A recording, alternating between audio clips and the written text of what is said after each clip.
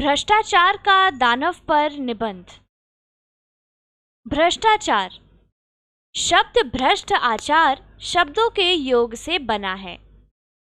भ्रष्ट का अर्थ निकृष्ट श्रेणी की विचारधारा और आचार का अर्थ आचरण के लिए उपयोग किया गया है। इसके वशीभूत होकर मानव राष्ट्र के प्रति कर्तव्य भूलकर अनुचित रूप से अपनी जेबें गर्म करता है। भ्रष्टाचार रूपी वृक्ष का रूप ही अनोखा है।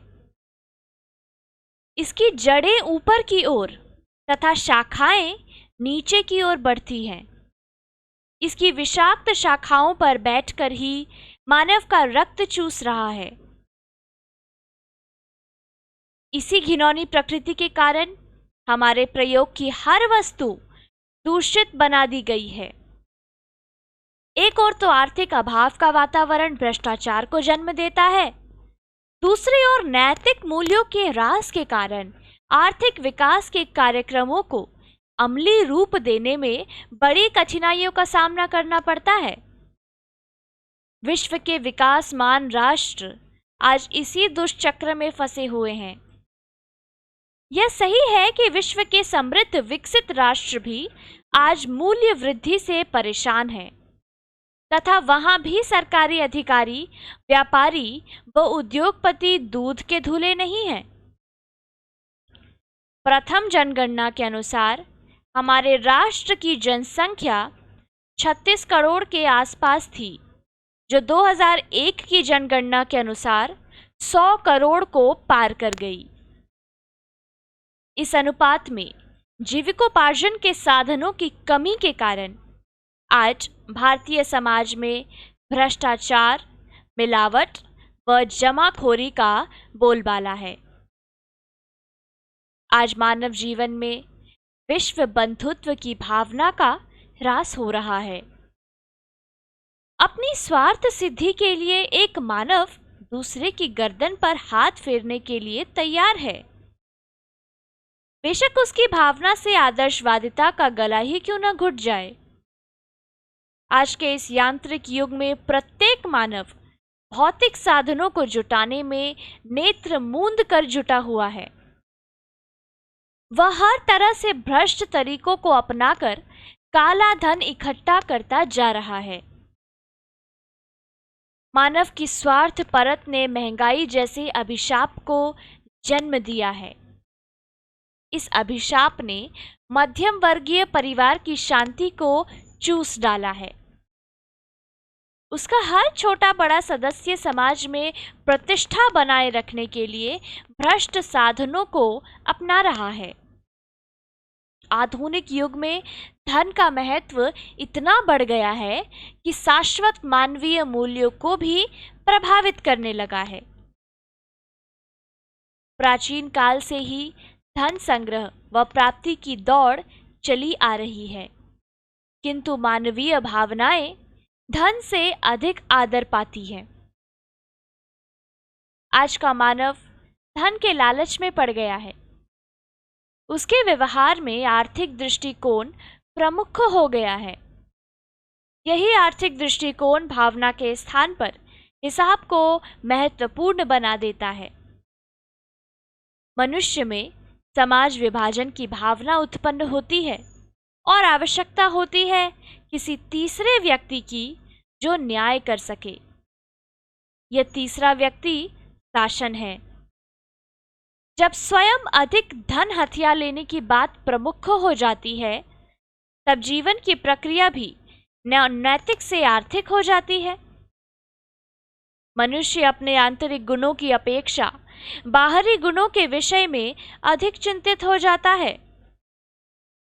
आर्थिक विकास के प्रयास में मनुष्य यथार्थवादी हो जाता है और यथार्थ का रूप उसे पैसे में दिखाई देता है। मनुष्य पैसे के द्वारा ही वर्तमान को समृद्ध बनाए रखना अपना धर्म समझता है। स्वाधीनता के बाद भारत में बड़ी बड़ी योजनाएं बनाई गई। शासन पद्धति को गांधी जी के आदर्शों पर चलाने का प्रयत्न किया गया।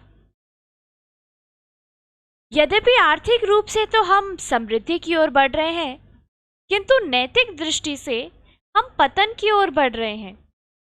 भ्रष्टाचार का विष समाज की नाड़ियों में फैलता जा रहा है। इस स्थिति के लिए कोई एक व्यक्ति दोषी नहीं है, अपितु वह व्यवस्था दोषी है। धन को मानवता से अधिक महत्व देती है। फलतः हर प्रकार की बेईमानी द्वारा धन की प्रवृत्ति को बल मिला है। भ्रष्टाचार से मुक्ति पाने के लिए जनता व सरकार को मिलकर ही प्रयत्न करना होगा। शासन की सर्वोच्च शक्तियां भ्रष्टाचार के मूल कारणों का पता लगाकर उनके समाधान ढूंढे। साथ ही जनता अपने संपूर्ण नैतिक बल और साहस से भ्रष्टाचार को मिटाने का प्रयत्न करे। प्रजातांत्रिक शासन प्रणाली में जनता की आवाज शासन तक सरलता से पहुंच जाती है। भले ही कुछ लोग स्वयं घूसखोरी और लगाव बुझाव में न फंसे हो, लेकिन उसमें फंसे हुए लोगों को जानते हुए भी उनके प्रति उदासीनता बरतते हैं, वे भी उतने ही अपराधी हैं।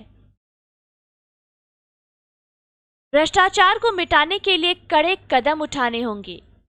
भ्रष्टाचारियों को चाहे वे कितने ही ऊंचे पदों पर क्यों न हो, दंडित किया जाना अत्यंत आवश्यक है। उच्च पदों पर नियुक्ति और प्रोन्नति के समय उन व्यक्तियों को वरीयता मिलनी चाहिए जो भ्रष्टाचार से सर्वथा मुक्त रहे हैं। जब भ्रष्टाचारी व्यक्ति पदोन्नत हो जाता है तो ईमानदार व्यक्ति को बहुत धक्का लगता है। सरकार को ऐसे उपाय बरतने होंगे जनता के विभिन्न कार्य नियत समय पर अवश्य पूरे हो जाएं, ताकि भ्रष्टाचार की गुंजाइश ही न रहे। पिछले कुछ मासों में सरकार पर भ्रष्टाचारी के अनेक आरोप लगे हैं। इनमें रक्षा सौदों में भ्रष्टाचार का मामला तेजी से उछला, जिसके कारण रक्षा मंत्री को त्यागपत्र देना पड़ा। फिर ताबूत कांड, पेट्रोल पंप आवंटन, भूमि घोटाला तथा तहलका कांड इसके उदाहरण हैं। इनसे सरकार की विश्वसनीयता पर आंच आई है। निष्कर्ष रूप में कहा जाता है कि भ्रष्टाचार पर काबू पाना भारत के लिए अत्यंत आवश्यक है, अन्यथा प्रगति की सभी योजनाएं धरी की धरी रह जाएंगी। यह एक सामाजिक कोड है, इसे मिटाना ही होगा।